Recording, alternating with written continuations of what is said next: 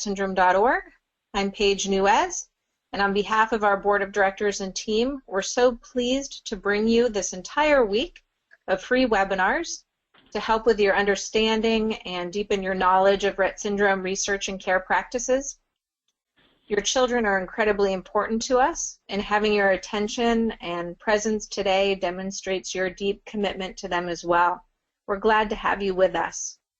If you're joining us for your first webinar, I'd like to start by going over a few GoToWebinar technical features.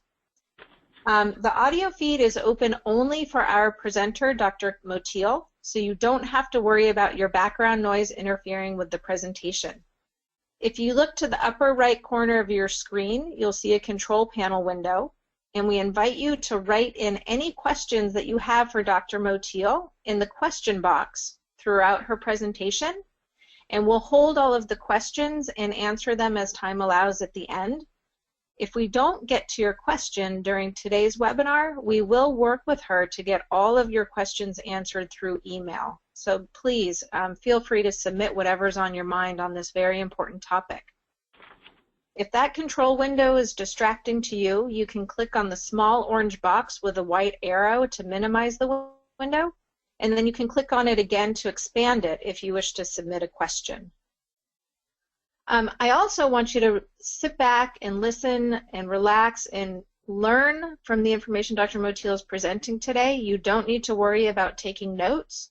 We are recording the session, and we will send you a link to the recording afterwards. If you're having any trouble hearing me right now, why don't you go ahead and check your volume controls on your phone or device. And if you're having any technical difficulties seeing the screen or hearing the audio, you can type that into the question box, and myself or Megan Betch will help you troubleshoot that during the presentation. Okay, so with that, I'd like to introduce Dr. Kay Motil. She's an associate professor of pediatrics and a research scientist at the USDA ARS Children's Nutrition Research Center at Baylor College of Medicine, and serves as a pediatric gastroenterologist in the section of pediatric gastroenterology and nutrition at Texas Children's Hospital in Houston. Many of you have met Dr. Motil. She has met many of your children, and we know that we all value her expertise. Very impressed that Dr. Motil earned her MD degree at the Medical College of Pennsylvania and her PhD in nutritional biochemistry and metabolism at MIT. She completed her pediatric residency at Montreal Children's Hospital and her fellowship in pediatric gastroenterology and nutrition at Boston Children's Hospital Medical Center. At Baylor, Dr. Motil's research interests focus on growth and nutrition in children with rare genetic disorders, including and especially Rett syndrome. She's conducted studies on the dietary energy and protein needs, oral, motor, and upper GI dysfunction, and the clinical outcomes of G-tube or gastrostomy placement in girls with Rett syndrome. Many of her projects include the natural history of osteopenia, and she'll be talking about that today, and the role of dietary calcium and vitamin D, and addressing low bone mineral density in our girls and women with Rett syndrome. Dr. Motil has served on the Scientific Advisory Committee for rettsyndrome.org and the National Foundation for Ectodermal Dysplasias and the Pediatric Advisory Committee for the U.S. Food and Drug Administration. She has published over 120 articles in her field, and we are so lucky to have her with us today. And in order to make sure that we have enough time to cover all of her material, I would like us to turn the screen over now to Dr. Motil and let her get started with her talk. Again, if you have any questions for her, please feel free to type them into the question box, and we will field them at the end of her presentation. Dr. Motil, if you'd like to go ahead and accept the invitation to share your screen, I'll let you know when I see your first slide. My first slide is up. Okay, not seeing it. I've clicked the OK box.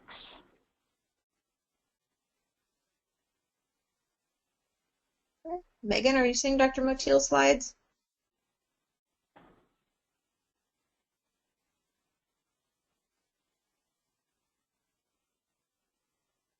Let's see. Megan, are you there?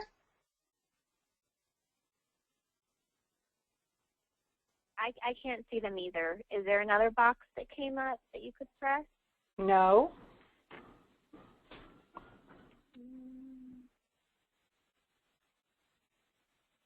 Can you click on your PowerPoint slide?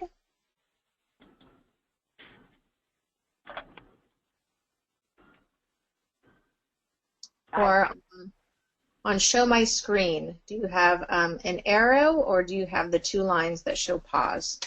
I don't have.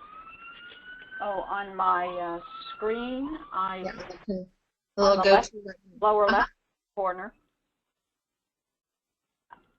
I don't have anything that shows anything. Okay. On the GoToWebinar control panel, under screen sharing, there should be a big circle that says Show My Screen. Does that have an arrow or does it have two buttons, you know, the two little stripes that for pause? Yeah. There we go. There we go. All right, you're ready? We are ready. Thank you. Yep, looks great. Well, good afternoon, everyone. The topic for this webinar this afternoon is common GI issues in Rett syndrome and how to intervene. Now, my problem is I cannot get my slides to advance. Ladies? If you click on your slide, and then your keyboard control should work again. Just click on that one time. There we are. There you go. So parents frequently have a number of concerns about their daughters who have Rett syndrome, and the concerns that I most often hear include the following. My daughter eats all of the time, but she doesn't gain weight. My daughter screams all of the time. I know something is wrong. My daughter's stomach is full of air. It must hurt. My daughter won't go to the bathroom unless I give her something. I don't want her to become addicted. The point that I want to make about these concerns is that they are not necessarily a Rett thing. Rather, the striking feature about these types of concerns is that they all may relate to motility disturbances of the gastrointestinal tract. My objectives for this presentation are fourfold. By the end of this hour, I hope that you will be able to recognize problems potentially related to GI dysmotility in Rett syndrome, to recognize trigger signs to call your physician, to understand the rationale for selected GI tests, and to understand the approaches to treat GI dysmotility in Rett syndrome. This slide summarizes the types of gastrointestinal problems that we see in Rett syndrome and the frequency with which we see them. Approximately 5 years ago, we conducted a survey with the help of the Rett syndrome organization. Nearly 1,000 families responded to our questionnaire about gastrointestinal problems in Rett syndrome. 92% of all families who responded felt that their daughters had some sort of problem with their gastrointestinal tract. Chewing and swallowing dysfunction was present in 56 and 43% of their daughters. Feeding difficulty was present in 81%. Gastroesophageal reflux was present in 38%. Biliary tract disease was present in 3%. Gas bloating is a common problem, but we do not have data for this particular entity.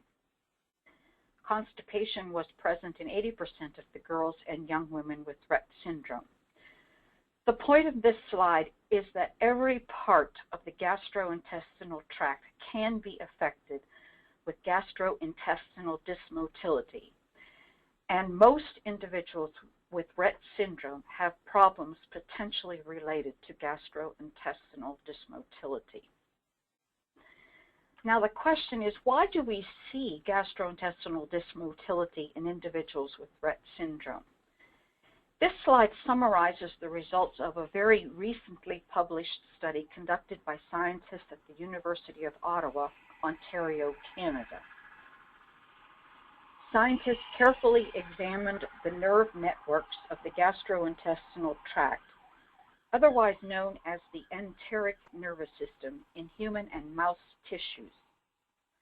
The scientists found that the MECP2 protein product of the MECP2 gene was found throughout the gastrointestinal tract. It was found specifically in enteric nerve tissues, and it was found throughout the growth and developmental periods of the gastrointestinal tract. The point of these observations is that gastrointestinal dysmotility in Rett syndrome may in fact be mediated directly through primary dysfunction of the enteric nervous system within the gastrointestinal tract, rather than pathways specifically coming from the central nervous system in the brain. Now, I want to focus on some of the specific gastrointestinal problems that we commonly evaluate in girls and young women with Rett syndrome. The first is chewing and swallowing dysfunction. Although parents tell me that their daughters have a good appetite, feeding difficulties occur in about 80% of the girls with Rett syndrome. Feeding problems occur because the neuromotor abnormalities associated with chewing and swallowing occur. Chewing difficulty is defined as poor mastication or the ability to bite into food in a coordinated fashion. Poor tongue lateralization, or the ability to move food from one side of the mouth to the other. Poor food propulsion, or the ability to move food from the front to the back of the mouth. Swallowing dysfunction is defined as pooling of liquids and solids in sinuses adjacent to the separation of the breathing tube from the feeding tube. Penetration of liquids into the larynx, or the beginning portion of the breathing tube, and aspiration of liquids into the tracheal breathing tube. The X-ray on this slide is taken from a swallowing function study. If you follow the white line of barium from the mouth through the pharynx, or the back part of the mouth, you can see the thin white line of barium as it penetrates into the larynx, or the beginning of the breathing tube. This finding is important because it places the child at risk for aspiration. Now, why do we want to treat chewing and swallowing problems? The main reasons are obvious: to control symptoms and to prevent complications. Girls with Rett syndrome who have difficulty eating because of chewing and swallowing difficulty get hungry, and they can be irritable. Conversely, girls with Rett syndrome who have difficulty eating because of chewing and swallowing difficulty get feeding fatigue, and they quit eating because they get tired. The complications of chewing and swallowing difficulties are progressive malnutrition from inadequate dietary intake and aspiration pneumonia from incoordination of the neuromotor function. When parents have concerns about chewing and swallowing problems, I listen for 4 specific issues. Children who take longer than 30 minutes to complete a meal have reduced feeding efficiency. Children who repeatedly cough, choke, or gag with liquids or soft foods have difficulty initiating a swallow. Children who refuse to eat or turn their heads away have feeding fatigue. The effort to eat is more work than they can accomplish. Children who have weight loss or poor weight gain are unable to meet their nutrient needs for normal growth by feeding through the mouth. In this setting, weight loss or poor weight gain is worse during the adolescent growth spurt. Body fat stores disappear and linear growth arrest may occur. Increased activity from repetitive motor movements such as hand clapping does not contribute to poor weight gain or weight loss.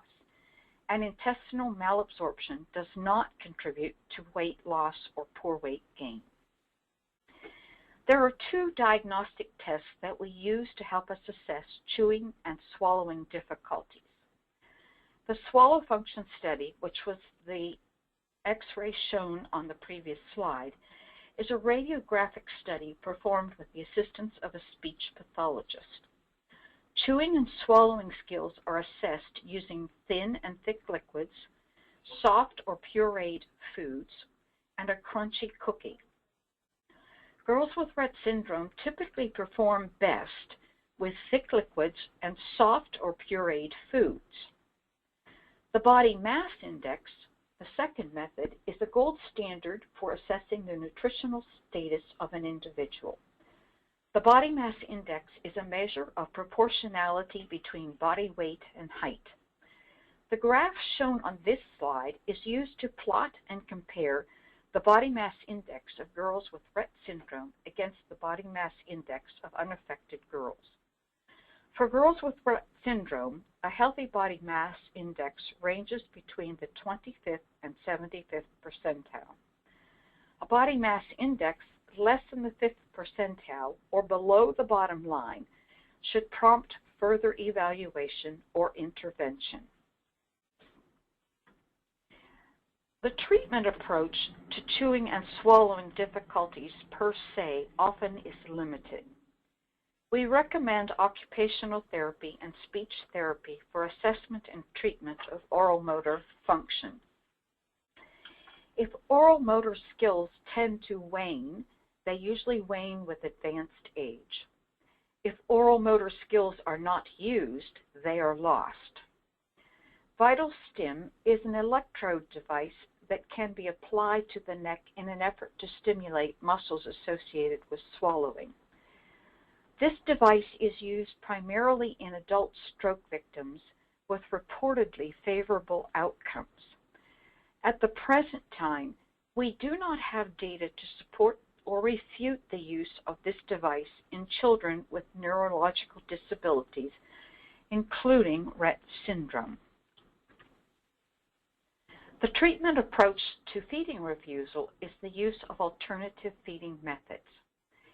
In some instances, weight gain can be achieved with the use of oral formula supplements as the primary source of nutrition. When oral formula feeding is unsuccessful, enteral feeding tubes or gastrostomy buttons become necessary. Nasogastric tubes, or tubes that are passed through the nose and into the stomach, may be used to support weight gain for short periods of time. Gastrostomies or gastrojejunectomy tubes require surgical or radiological placement. These modalities are used for long-term treatment of feeding refusal. The indications for the use of alternative feeding methods are threefold. The first is a body mass index less than the 5th percentile or a progressive decline in the body mass index less than the 5th percentile for a period of time more than 6 months. The second is significant chewing and swallowing dysfunction that leads to repeated aspiration pneumonia. And the third is a parent request, particularly in the setting of persistent feeding refusal or difficulty with medication and fluid administration.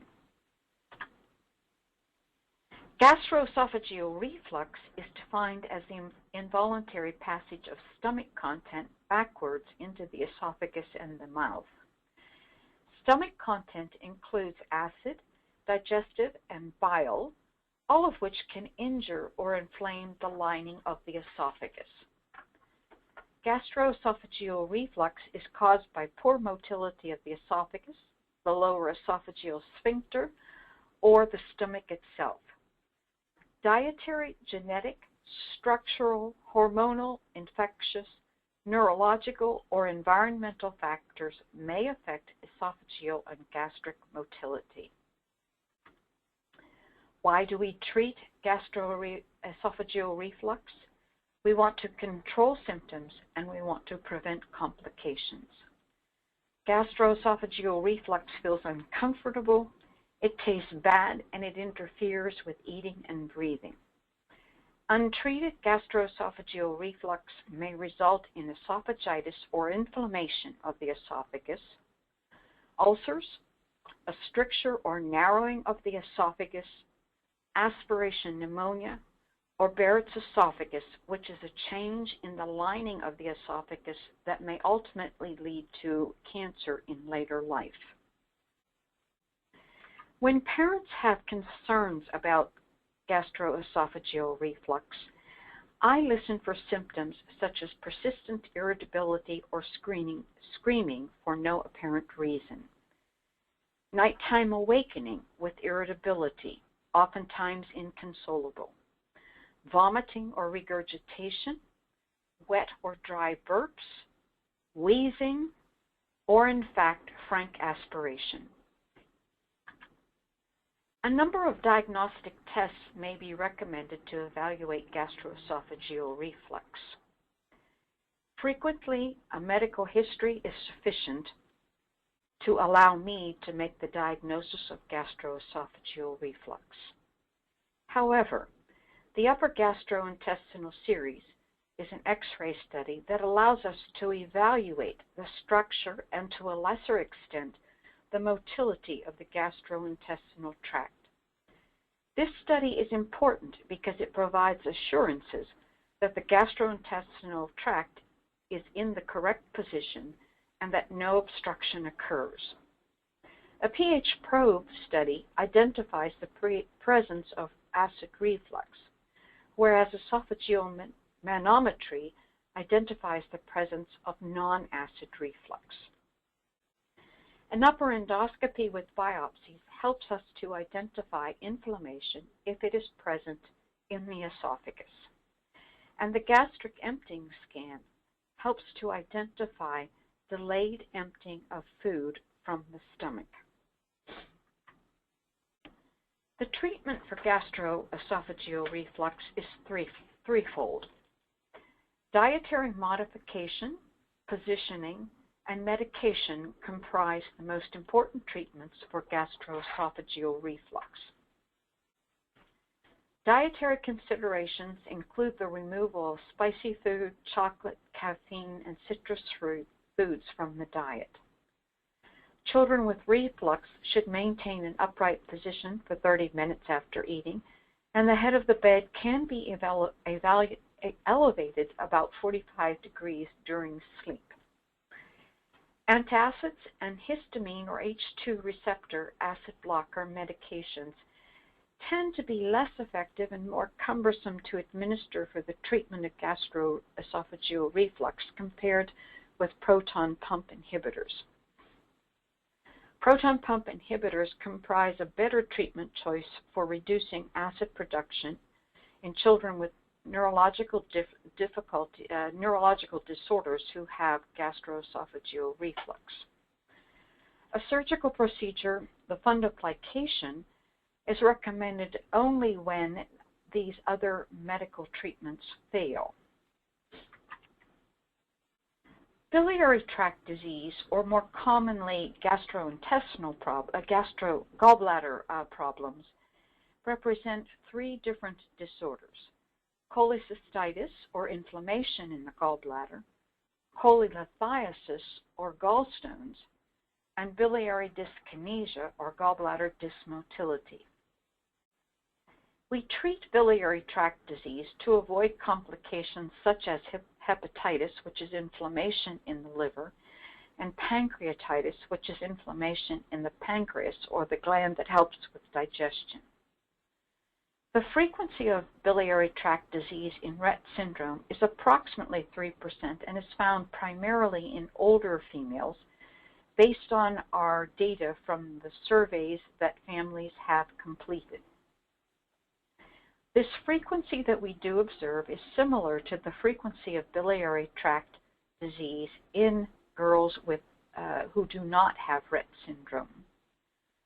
Although abdominal pain is the usual symptom of biliary tract disease, we always consider an evaluation for biliary tract disease in the presence of irritability or inconsoling screaming in girls with Rett syndrome. The diagnostic tests used to evaluate biliary tract disease include abdominal ultrasound and a HIDA or radionuclide scan. Surgery is the treatment of choice for symptomatic cholecystitis and cholelithiasis, but the treatment of biliary tract disease is less clearly defined. Gas bloating is defined as gastrointestinal gas trapping.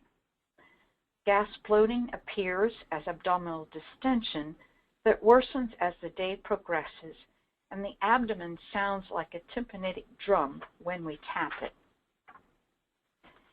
Gas bloat initially is caused by air swallowing in conjunction with hyperventilation, but may result from malabsorptive disorders such as lactose intolerance or celiac disease, infections such as giardiasis, which is a parasite, small bowel bacterial overgrowth, or poorly managed constipation. Why do we treat gas bloating? We want to treat the symptoms and we want to prevent complications. Gas bloating may be associated with discomfort or abdominal pain, but it may be painless. Burping or flatulence produces nitrogen gas from air swallowing, or they can produce methane gas, carbon dioxide, or hydrogen gas from other carbohydrate beverages, sorbitol, which is a non-digestible sugar, or legume consumption.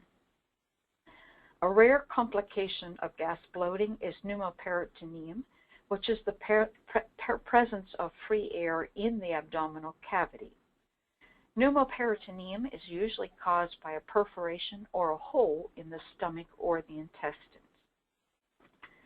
When parents are concerned about gas bloating, I listen for complaints of poor appetite, hyperventilation or rapid breathing with air swallowing, repetitive burping, abdominal distension, irritability, or apparent abdominal pain, flatulence, or diarrhea. A number of diagnostic tests may be recommended to evaluate gas bloating. A blood test may be ordered to evaluate the possibility of celiac disease, which is a dietary intolerance to grains. A stool sample may be tested for the parasite that causes giardiasis or the H. pylori bacteria that causes stomach inflammation and ulcers. An upper endoscopy with biopsies may be performed to confirm the diagnosis of celiac disease. A lactulose or lactose hydrogen breath test may be ordered to evaluate small bowel bacterial overgrowth or lactose intolerance. An abdominal X-ray, such as the ones shown on this slide, can be obtained to demonstrate the extent of gas bloating. In this X-ray, the black areas in the bottom half of the body represent significant intestinal distension caused by air. The treatment approach to gas bloating is limited and includes dietary modification and medications. Gas bloating can be reduced by decreasing the amount of carbohydrate beverages consumed or by decreasing the consumption of sorbitol-containing beverages or foods such as prunes. The lactose content of dairy products can be modified by using the lactase enzyme product lactate. A gluten-free diet must be initiated if celiac disease is found. Simethicone is the primary medication used to reduce gas in the intestinal tract, and selected antibiotics, including metronidazole or clindamycin, may help to reduce small bowel bacterial overgrowth, but the results often are temporary, and the medications may be associated with unwanted side effects. The use of laxatives such as polyethylene glycol, milk of magnesia, or senna may be helpful to better control the problem of constipation. Constipation is defined as difficulty with defecation, causing distress and lasting more than 2 weeks. Bowel movements generally are fewer than 2 times per week, and the stools usually are hard, small pebbles, or large balls in size. The cause of constipation may be functional, such as inadequate dietary fiber, structural, such as a tight anal opening, neuromuscular, such as Hirschsprung's disease or muscular dystrophy, endocrine, such as hypothyroid, or drug-induced. Why do we treat constipation? We want to control symptoms and we want to prevent complications. Constipation may be associated with abdominal, rectal, or anal pain, poor appetite, diarrhea from overflowing incontinence, and bleeding. The complications of constipation include anal fissures, fecal impaction, encopresis or soiling, a volvulus, which is an obstruction from twisting of the intestines. When parents are concerned about constipation, I listen for complaints of reduced frequency of bowel movements, fewer than 2 times per week, a change in the consistency of stool, either very hard or very watery, blood in the stool, abdominal distension, discomfort or pain, flatulence, urinary tract infections, feeding refusal, or vomiting. Diagnostic tests that may be performed include a thorough medical history and physical exam, including a rectal exam. A SITS marker study may be obtained to help assess colonic motility. A barium enema is an X-ray study that helps to assess the structure or the anatomy of the colon. Rectal manometry may help to assess the contraction and the relaxation of the rectal muscles at the end of the colon. A rectal biopsy may help to evaluate the presence or absence of nerve cells that assist with colonic motility. A colonoscopy with rectal biopsies help to evaluate the presence of other inflammatory diseases. The treatment approach to constipation is threefold, including dietary modification, medications, and physical activity. Dietary fiber as fruits, vegetables, and cereal is an important first step. Sorbitol, which we've talked about already, is a non-absorbed sugar in prunes and to a lesser extent in pears, and it may be useful as an additive to the diet. Probiotics of choice also may help bowel health. Medications, however, usually are necessary to maintain good bowel habits. Laxatives, both softeners and pushers, may be used alone or in combination. Examples of these types of medications include polyethylene glycol, lactulose, mineral oil, milk of magnesia, or senicides. A newer drug, a chloride channel acting medication, the name of which is lubiprostone, is available for older individuals over 18 years of age. Suppositories such as glycerin or bisacodyl may be necessary as the girls age. Enemas may be required if the stools become impacted. And finally, I want you to be aware of herbal preparations. They may contain compounds that actually are contraindicated in the presence of prolonged QT wave abnormalities. Lastly, physical activity, whether walking, standing, or even physical therapy, are all important to help maintain good bowel habits. For my final comments, I would like to highlight some of the more serious complications of gastrointestinal dysmotility that we are beginning to see. Many years ago, Kathy Hunter aptly coined the term gastrointestinal crises. In this setting, we see individuals who are seriously ill, have abdominal pain and distension, may have vomiting, and generally have a medical emergency that requires surgical intervention.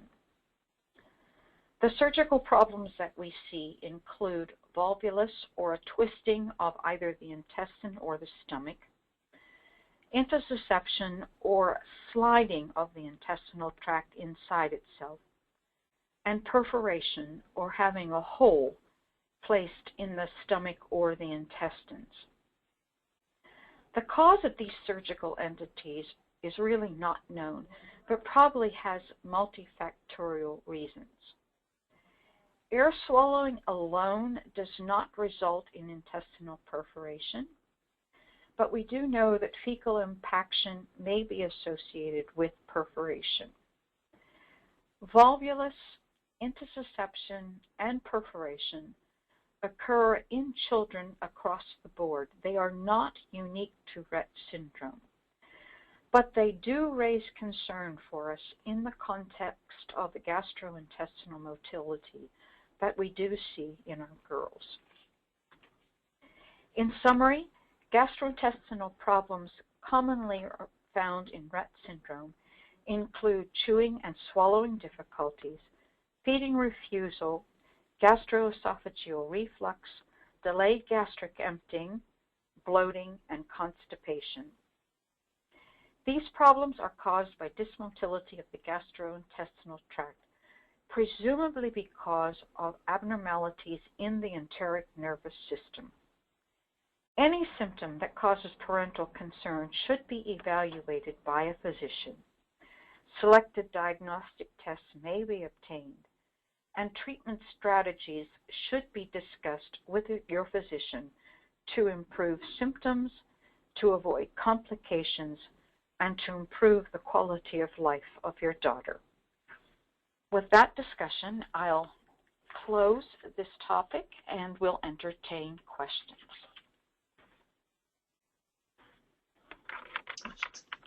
Thank you so much, Dr. Motil. As always, that is one of the most comprehensive presentations I think any of us could ask for regarding GI issues in our children.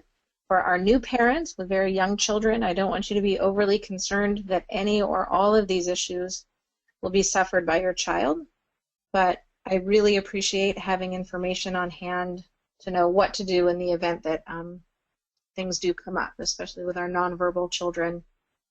We're often interpreting signs and symptoms and trying to triage at home. A lot of parents have submitted questions, and I'm really glad to see that we have about 20 minutes for discussion. So Dr. Motil, if okay with you, I'll start reading them in order that they've come in, and any that we don't get to today, we'll work with you to do a QA document and send via email afterwards. Okay? So our first question is from a parent who's asking if it's harmful to use liquid glycerin daily to keep their daughter's bowel routine scheduled and predictable, and this is in combination with daily Miralax and liquid calcium magnesium. The short answer is no. Many times we will in fact use a combination of medications and suppositories to ensure good control of bowel habits. Glycerin is a very benign preparation. It's easy to obtain over the counter. It is safe, and it does not produce harm by simply slipping it into the tail end of the gastrointestinal tract. Most of you know we work very hard to maintain good bowel habits, including avoiding constipation and fecal impaction. And so for me, if suppositories help to ensure predictability and to help remove stool or as I call it, doo-doo from the large bowel, I'm perfectly fine with using suppositories on a daily or less frequently basis, depending on what you need. Great, thank you. Great advice. Another question along the same line is, if she's only having a bowel movement twice a week, but when she goes, it seems to be formed nicely and not hard or causing any discomfort, should there be any reason to work to change the diet or frequency? I think that's a judgment call. Obviously, not having seen this particular young lady, I will hedge a bit. But in principle, if your daughter is not uncomfortable, she has bowel movements that are easy, her stools are soft, and they only occur twice a week, I'm okay. I'm assuming she's not distended. I'm assuming she doesn't have hard stools. I'm assuming if her physician were to do a rectal exam, you would not see a rectal vault full of hard stool. Then bowel movements twice a week, soft and without difficulty, are perfectly acceptable. Great. Thank you. Okay, we're working our way from the bottom to the top. Sorry for the humor. But another question that we have comes from a parent who's, let's see, there were two, I have to move my screen here. Okay. So her daughter seems to be twisting and wreathing in pain and pointing to her bottom and scratching at it. And these seem to be spasms that last for almost an hour. And it can happen once a month or more, in spite of emptying every day. And blood and stool tests have indicated everything's normal. Does this give you, are there any ideas that you may have about what could be causing this? Well, in many ways, let me generalize first and then come back to the specifics.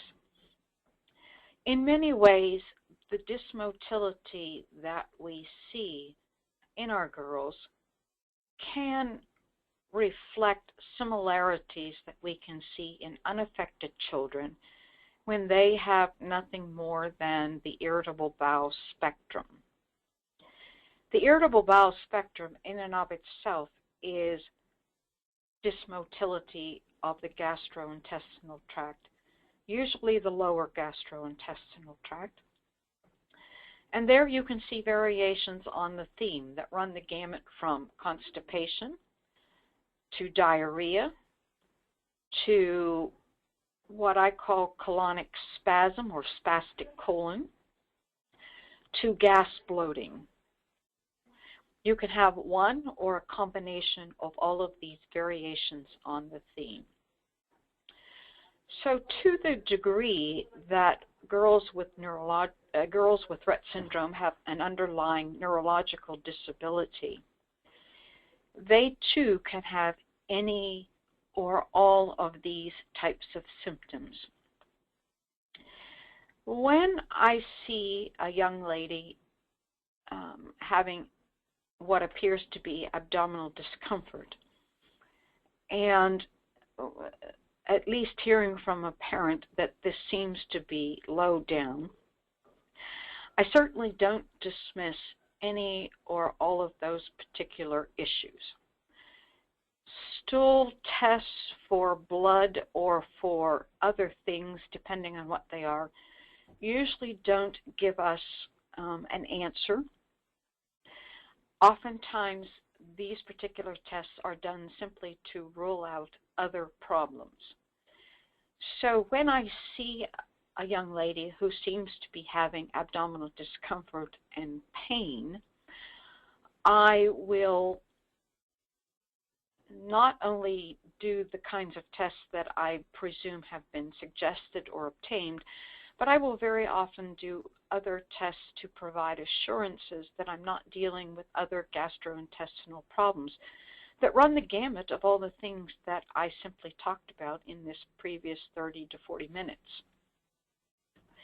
I think the fact that a girl will scratch or rub her private parts or in the area thereof, may mean that she simply is having discomfort in that area. Sometimes, of course, we can see the girls rub areas of sensitivity simply because it's part of their responses, their responses that we can see.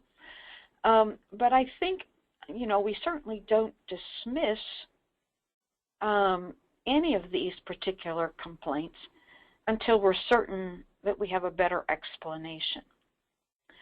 For those children who do have what I would call part of the irritable bowel spectrum, we certainly do use a combination of medications such as those I've discussed, including laxatives, including gas medications, including antidiarrheal medications.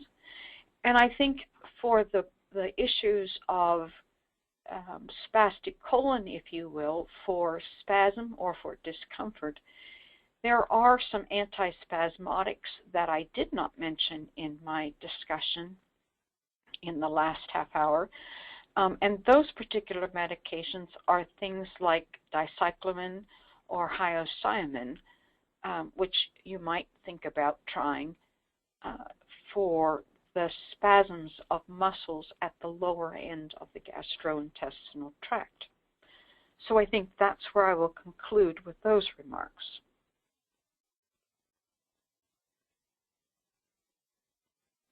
Thank you. I appreciate that. I know our parents do too. We have a couple of questions about air swallowing. One from a parent of a child who has a G-tube and one who does not have a G-tube. So let me start with the one without a G-tube. Her daughter swallows a lot of air and constantly has a distended belly, was recently diagnosed with celiac disease, and they'd hoped that by managing that it would decrease the bloating, but it hasn't. And they're afraid that the only solution is a G-tube, but she eats really well, gets a full nutrition orally, and the only reason for a G-tube would possibly be for venting. So is there any concerns you have that other than her discomfort, is there any long-term damage being done by her having a bloated, distended belly long-term? I think the short answer to that question is we really don't know. I think the longer answer revolves around the whole issue of discomfort.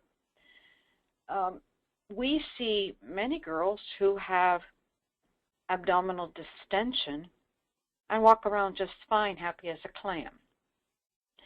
We see some girls who are obviously in some discomfort from the bloating. I think it becomes very important to think about all the reasons why girls can have tummy distension, and I certainly would think about instituting some of the medical interventions as, if you will, trial by fire, to see if I could make a difference in the amount of distension that the particular young lady might have. So, for example, I'd make sure that we weren't having an issue with the Giardia parasite, particularly in parts of the country where this particular entity is endemic. We here in Texas think about it. I would think about a trial of an antibiotic for small bowel bacterial overgrowth. You could do a hydrogen breath test if you would like to prove or disprove the entity, but in the final analysis, I'm going to try an antibiotic to see if it will help to reduce some of the bloating. Even though this particular treatment approach is temporary, it may provide relief, and although you can't use antibiotics continuously, intermittent trials of antibiotics may be helpful. Certainly, being certain that the management of constipation is in order, that's another area that we have to really pay attention to. In the long run, does air swallowing, significant painful bloating cause problems? I suspect to some degree for some individuals it may contribute to some of these acute abdominal crises that we see or that we can see, but by no means is it a universal outcome. So I don't know whether a gastrostomy is absolutely necessary, nor do I know whether it will be the panacea of treatment modalities. But it certainly is an option, and obviously it's a trial by fire answer that you will have once you commit. Gastrostomies are always reversible if, you know, it's something that the parent does not like as an approach. But obviously it's a significant commitment once that step is taken. So I don't know if I've really answered the question in its totality, and I think that's the kind of decision that has to be made between the parent and the physician based on the discussion that is held at the time. So I think I will close with that remark. Okay, thank you. And we had a couple of parents write in to kind of to add on that they have that they had G tubes placed to help with the discomfort from their daughter's air swallowing and bloating, and it has been a lifesaver. And yes, every child is an individual, and parents always tell me, I don't want surgery, I don't want a button, I don't want. And so what really, parents have to feel comfortable with the decisions that they make. I don't think any of us want to push any parent into having a surgical procedure that they don't want. When you come out the other end, you have to know that the choice that you have made for your daughter really puts her in a better place. In general, venting through the gastrostomy button is a favorable outcome. But sometimes it's not always what the parents hope for. Sometimes you still do need to use Farrow bags. Sometimes we still do have adverse outcomes that may or may not be related to the air swallowing. There are so many unknowns in our girls with Rett syndrome, and there are so many unknowns across the board in general in medicine. And so, again, what we want to do is make the best decision for each child as an individual. And yes, a gastrostomy button may be a tremendous lifesaver, but we also want to be sure that when you make that decision, you make that decision with your eyes open, knowing that you have made all the best decisions for your child. And we want to help you get there. We do this as a group of people, not as one person alone. So I'll end there. okay, thank you. We have a few more questions on air swallowing. We'll get those and bloating. We'll address them through the QA document, but we have a number of questions about nutrition and diet. So if we kind of switch from the mechanics to the actual nutrition and diet, we had a parent ask about the importance of multivitamins. Her daughter eats by mouth, is a great eater, eats a variety of foods, and they've had trouble finding a multivitamin that's palatable to her. Chewables are hard, gummies are difficult for her. The liquids generally don't taste good. So do you have any suggestions for a good multivitamin to round out what sounds like a pretty good diet already? Well, there are two issues here. Number one, in reality, multivitamins may not be necessary, particularly when we have a well-balanced, well-rounded diet, and when the girls are growing well and gaining weight normally, and their trajectories on the growth curves are looking pretty good to my eye.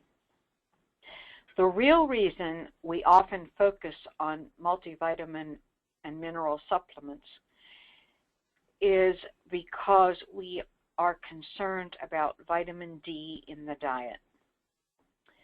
We know that at least 20% of a large group of girls with Rett syndrome, from our studies at least, we know that 20% of our girls are deficient in vitamin D.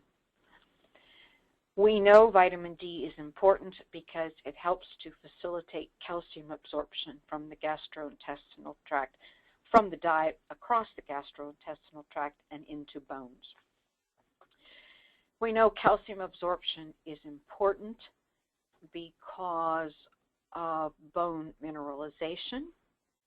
We know that at least 50% of our girls tend to have poor bone mineralization. We know that 30% of our girls tend to have fractures by the time they get into their 20s. We know that our girls oftentimes don't drink sufficient milk, have sufficient cheese in the diet, and milk happens to be one of the major food products that is fortified adequately with vitamin D when drunk in sufficient quantities.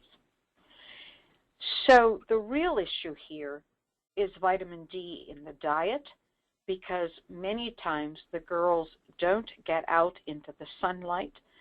They don't stay outdoors with sufficient timing. My folks who live in the northern part of the country, it is customary for many of the younger children to be supplemented with vitamin D because of the shortened time of daylight. And so the real issue here is vitamin D. Now, you can buy products across the board that have just vitamin D. The capsules are probably not a good idea if your daughter can't swallow. Oftentimes, if you can crush the chewable multivitamins that contain sufficient vitamin D, you can top them in some yogurt or applesauce if your daughter can swallow those two particular entities with reasonable efficiency. If you have to do a liquid vitamin, you can mix it in something that you might be able to mask the flavor. So some of the liquid preparations, for example, if you get the really concentrated vitamins, you can just use drops, but you do have to be careful that you don't over-medicate. If you buy the common pediatric drops that don't taste so well, usually 1 milliliter, if you can bury that in something like mashed potatoes or bury it in something like applesauce, that will go down without too much difficulty.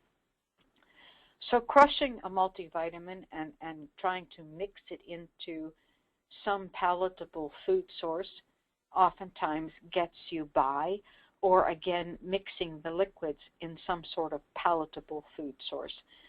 That too will get you by, or you can mix it in milk, or you can mix it in chocolate milk. That too may vary the taste, or even if you divide up the amount of the supplement across the day, it doesn't have to all be given in one fell swoop, and that too can help accomplish the end result of supplementing your daughter if it's necessary. The recommendation for vitamin D, of course, in the general population is 600 units a day. Most of your vitamin supplements only have 400 units. Some of the companies are increasing the quantity in their products. For our girls, as they get older, we often are interested in doing just a touch more because of the bone issues. The just a touch more translates as 800 to 1,000 units a day. You have to read the labels to be able to determine how much vitamin D your daughter is actually getting. But it is the vitamin D that is the most important factor when we talk about vitamin and mineral supplements. And again, in those individuals who really do truly have a good diet, have good bone health, we are not nearly as pushy about the supplementation. I'll close on that topic.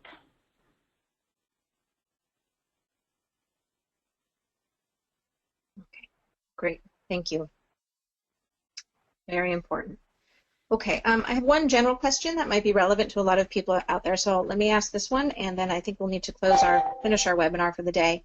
A parent is asking, her daughter doesn't seem to have any GI issues yet. When do you recommend that a family should go for at least a baseline assessment with a gastroenterologist, join the team, and then do you see a general trend that as girls age, that things like gastric emptying increase and change, that reflux increases with scoliosis onset or other symptoms? Just kind of in general practice, what would be your guideline of when a family should start seeing a gastroenterologist on a regular basis after the diagnosis of Rett syndrome? I think a family never needs to see a gastroenterologist if there are no issues. I think a good pediatrician who's worth their weight in gold is certainly capable of making or helping to make a decision of the timing with respect to referral to specialty physicians. I think any time parents are concerned, that's the time you have a general discussion with your pediatrician. And if your pediatrician can't or isn't able, or you don't think is answering your questions sufficiently, then I think for your own ease of mind and satisfaction, a referral to a gastroenterologist is appropriate and reasonable. It is true that we tend to see gastrointestinal problems more commonly as the girls age. It is true that gastrointestinal problems, particularly constipation, for example, tends to be more problematic as the girls age. Can you still hear me? We can. Okay. And so I think that over time, it's not uncommon for families to need the assistance of a specialist. But by no means is a gastroenterologist mandatory the minute you know the diagnosis. And I'll end my discussion at that point. Thank you. That's a wonderful point to end on. I know we have many, many more questions here, and like I said, we'll work with Dr. Motil to get a question and answer document prepared. Thank you so very much for your time today, Dr. Motil. Thank you to all of our attendees for sticking with us and for attending this session. Take a look at the agenda. That's at rettsyndrome.org, and we have many, many more sessions this week, and we hope you're able to join us for them. We want to thank our sponsors, Tobii Dynavox and Ameripride, for sponsoring these sessions so that people from all over the world could attend at no charge. We do ask if you could please take a moment to answer our attendee survey so that we can fine-tune future webinars that we hope to be able to offer to you. I think this is a fantastic platform for learning and getting a chance to meet with our experts and ask the questions that we all face every day. So Thank you very much for attending today. Thank you for letting us record your presentation, Dr. Motil, and we look forward to meeting you in a venue similar to this again. Have a nice day, and we'll see you all at our next webinar later today. Bye-bye.